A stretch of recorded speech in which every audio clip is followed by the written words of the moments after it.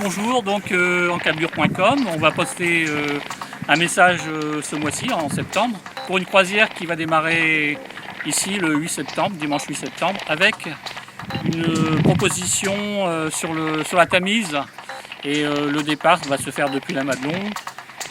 Elle est sur Boulogne avec un vent de sud-ouest, et à Boulogne, eh bien, on va aviser en fonction du vent, etc. Donc l'équipage est présent, voilà, donc Sébastien, mais il n'a plus de voix, il est enlevé. Joël, eh bien, on va aller sur Ramsgate et puis après on va remonter au nord de la Tamise, dans une des petites rivières qui s'appelle la Blackwater. A tout à l'heure pour la suite du reportage, vous allez voir tout ça en images. À bientôt.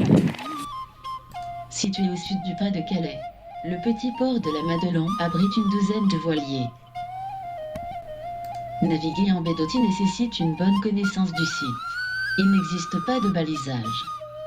Seul le tracé GPS, réalisé à marée basse et à pied, permet la navigation entre les bancs de sable. Sortir en Manche n'est pas une mince affaire avec cette barre qui ferme l'entrée de la baie par vent de suroît. La Manche, le détroit du pas de Calais, est un lieu d'aventure idéal pour les marins du coin, et il n'est pas rare de croiser des amis au large. Notre première escale pour rejoindre la Tamise est le port de Douvres, situé à 40 milles de Berck. Il faut compter 8 à 10 heures de route.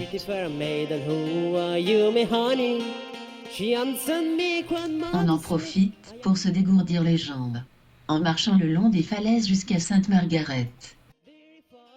Attendre la marée basse pour entrer en Tamise et embouquer le Gorojanel après Nord-Forland. Cap à l'ouest, Favesham est notre destination. Favesham est une petite ville située à l'ouest de Canterbury. Sa crique abrite de nombreux gréements glaciques.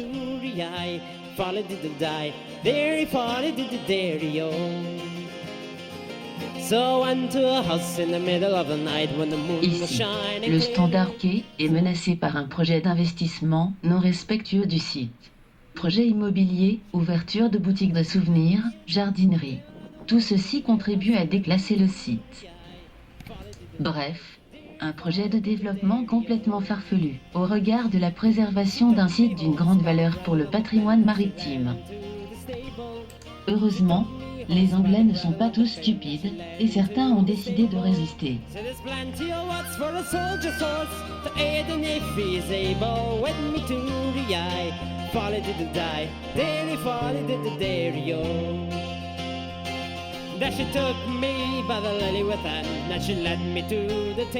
Au fond de la crique, il existe des postes d'amarrage pour les visiteurs, le quai municipal gratuit et un appontement aménagé avec eau et électricité permettent de séjourner au cœur de la ville.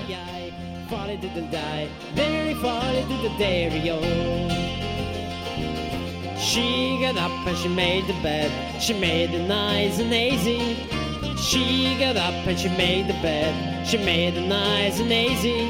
Then I got up and laid it down. Favesham est connu pour ses chantiers navals où les charpentiers de marine travaillent encore le bois, un savoir-faire transmis depuis des siècles.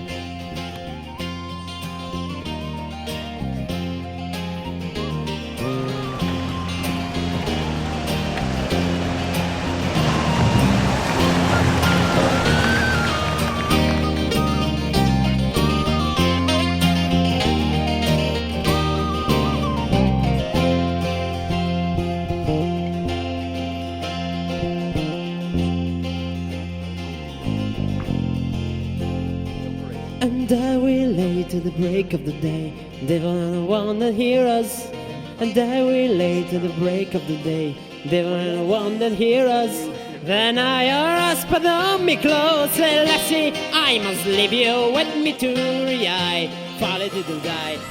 I named the ship Sun-Free. May God bless her and all sailing with her. What a waste!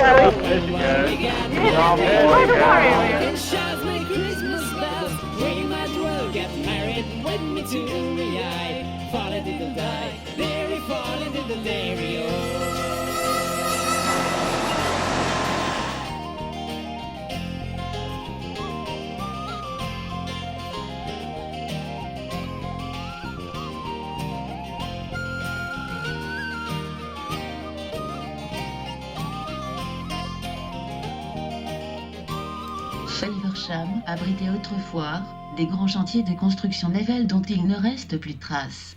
En 2011, une association, la Faversham Creek Trust, a vu le jour. Cette association a pour but de préserver l'héritage maritime. Pour cela, le Trust vient de réhabiliter un ancien bâtiment industriel qui abritera un centre de formation et d'apprentissage au métier de charpentier de marine. Un nouveau pont est prévu pour permettre l'accès aux bassins et aux quais qui entourent le bâtiment. Faversham deviendra grâce à ce projet une ville de charme reconnue dans le monde maritime. Sur une échelle d'1 à 10, nous la classerons en 2e position avant qu'elle ne passe à l'échelon supérieur.